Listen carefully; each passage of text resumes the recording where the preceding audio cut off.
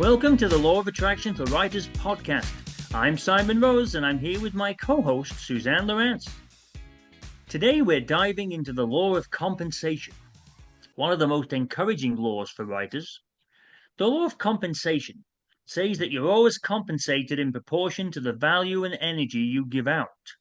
In other words, the universe pays attention to your consistency, your passion, and your faith in your craft. But what does this mean exactly, Suzanne? Well, it doesn't mean you have to work yourself to exhaustion. It means that when you write with love and purpose, the rewards, including ideas, confidence, readers, income, will find their way back to you. But if you're writing from resentment or fear, no one reads my work anyway, you might say to yourself, you'll attract more of that lack. But when you write for the joy of expression, the compensation flows effortlessly. That sounds about right.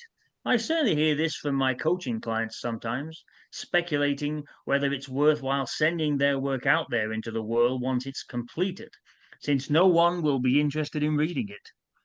However, it also prevents them from ever getting started in the first place. What's the point in even putting in the effort? Yeah, I know people think that sometime, but here are some examples to give them some help. Think about authors who blogged for years before anyone noticed. Then they suddenly found an audience. Well, their earlier posts weren't wasted, they were energy deposits into their creative account.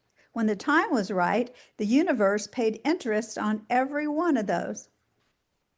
Exactly. The more material that they had out there gave them a better chance of being noticed. They could have had quite a few published books that aren't getting attention and be tempted to give up writing altogether. However, when a new book's released, there's more chance of it getting noticed if the author's name is already visible online. In that sense, the earlier work did its job, and as you say, the universe paid interest. So here's a writing tip. Create a value ladder for your writing. List all the ways your work provides value to your readers, to students, or even to yourself. Seeing how your words help others keeps your energy generous, and generosity attracts abundance. So try this. Give yourself give something freely this week. A shared helpful writing tip, maybe share that, post an encouraging message, or offer feedback to another writer. Then notice how that generosity feels. I can't talk today, and how quickly it comes back around.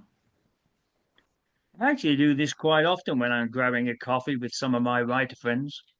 As you say, generosity feels nice when it's given, and it's usually very quickly returned to the benefit of both of us.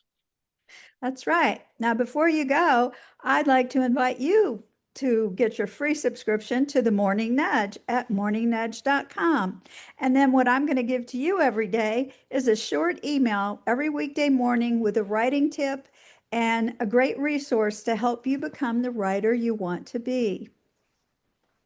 And you can also find great writing tips and advice taken from the Children's Writer's Guide, the Children's Writer's Guide 2, and my The Time Traveler's Guide, posted regularly at the Write by the Sea blog.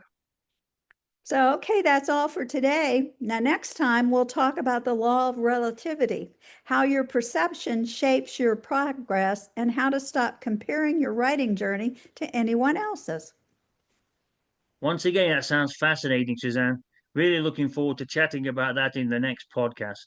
Until then, I wish everyone the best of luck in your writing sessions. Bye bye, everybody.